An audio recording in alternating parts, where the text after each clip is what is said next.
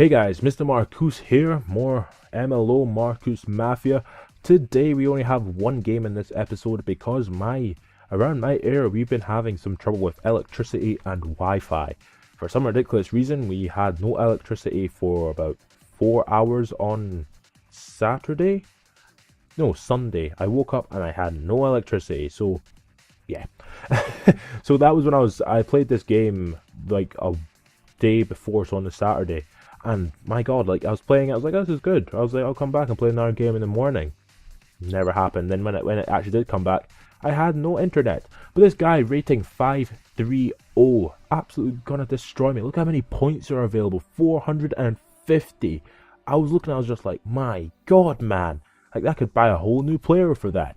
And I'm sure that's actually what I'd probably end up doing. But I don't remember if I win this game or not. But this guy had an absolutely fantastic team. Gile and Migliaccio, I don't know if that's at all how you say it, Latoya, Luis Leal on the bench, and Nishikawa in goal. And he was a bit annoying because I was sort of very predictable in how he was going to play. He was going to play it to the wings and cross it in, but he wasn't going to just play it normally. He was going to probably chip it over because Gile and whatnot all have pace. So I had to play my away kit, and this game was probably one of the best games I've played in the MLO this year. Like, it really was so good. So from kickoff, he ran right at me straight away, gets it to Pedro Santos, he crosses it in, and it gets blocked by Rashtaral. So Sicardo comes out with it, and he just runs, he just goes for a bit, gets it to Hologu takes a really good first touch, and look at that for a pass, look at that for the perfect pass. Go back and watch that was fantastic. Play into Glasgow pops in back of the net, 1-0 up after 20 seconds, after 2 minutes, but it felt like 20 seconds.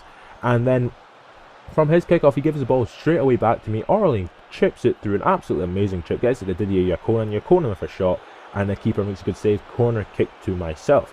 So James McCarthy was taking it, and I was like, well, hit it probably to the back post. Hit an absolutely fantastic ball to the back post. Glass gets his head on it, and it goes wide. But I mean, like we started the game so unbelievably quickly, and because I was listening to Kasabian at the time, and I was listening to I've completely forgot what the album's called, the one which has Fire on it, and my god, it was like playing Take Aim, and I was just like, yes, I will take aim, and I took aim, and I just absolutely destroyed this dude. Like, I was expecting a really difficult game, and it didn't really come, because, I mean, like, Mackifshire scored, and then, like, here, I'm, like, getting the ball, but it was Elm's first game, like, for my actual club, so it was, like, a really good, like, starting game for everyone, like, everyone was playing well.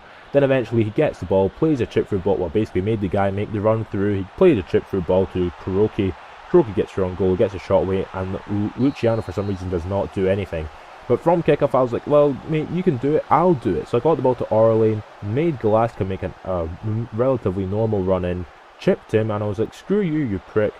Did that, he got a shot away, keeper makes a good save. Again, Yakonan gets there first and pops it in the back of the net.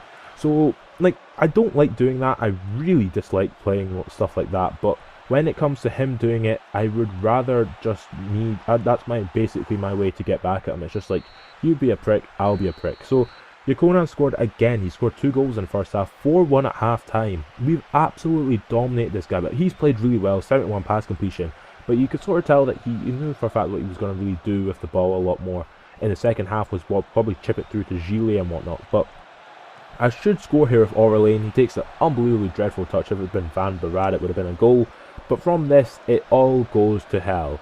Gile runs past 2 of my players, gets it to Kuroki, and Kuroki just runs. And nothing can stop him but Mackifshire doing that. And when he does that, he gets a straight red card. So when he gets a straight red card, I played Hologu at left back, and I sort of just kept attempting to do stuff with the ball. So here, Orlane should score. He actually hits the bar, and like, we were under pressure, but we weren't under too much pressure. He wasn't playing particularly well in the second half. It was a bit more scrappy. Then eventually he does actually score here with Pedro Santos. He takes a nice first touch, and it's a very nice finish. And then again, he runs on the right hand side with Gile because he knew that my left back was basically dreadful. He gave Rakitsky, like, I don't understand how I gave the ball away there. Like, Elm should really get it. I don't understand why. And then Vitor Jr. puts in the back of the net. Well, this was coming into the last minutes of the match, and I will agree here, I was an unbelievably stingy little prick, because of this is what I did from the free kick. I aimed it at the corner flag, slightly bent it a little bit so that he would have to go take a throw in right in his corner. Now, If this game had been only for 150 points, I probably wouldn't have been too bothered. But because it was for 450 points, I was doing all I could possibly do to keep possession of the ball, or give him like possession of the ball in places where he couldn't harm me. But I gave away a corner kick, and he nearly scores from it, and I was clenching myself. I was like, my God, no, please. And then with 5 minutes added on, I played the ball out wide again. James McCarthy tries to get to it, can't get to it, and he tried to chip it through again. Volume is fortunately there for me. Raj Terrell picks up the pieces, and I just manually play a long ball forward so that his Rakitsky can pick the ball, runs a bit about for a bit, and that was that. We won 4-3, and my God, was it so worth it. I mean, yes, in the second half we both sort of in terms of sort of played worse in terms of football, but that was only because I was down to 10 men and he was not, and I was playing unbelievably dreadful football. But with that being said, Didier Yakonen got man of match with an 8.0 rating. And look at this. Oh, what's that? Oh, his rating goes down by 10, mine goes up by 11. I love it. I love it so much. And then, oh, 450 points. Come to me. Come to me. 12 consecutive wins. Can I keep this win streak going? Probably not. I don't see myself going too far for this win streak, but I had 603 points to spend, and I was like, okay, I'm going to buy a nice player. Let's buy Malumbu, let's buy Butner, let's buy Mulgrew.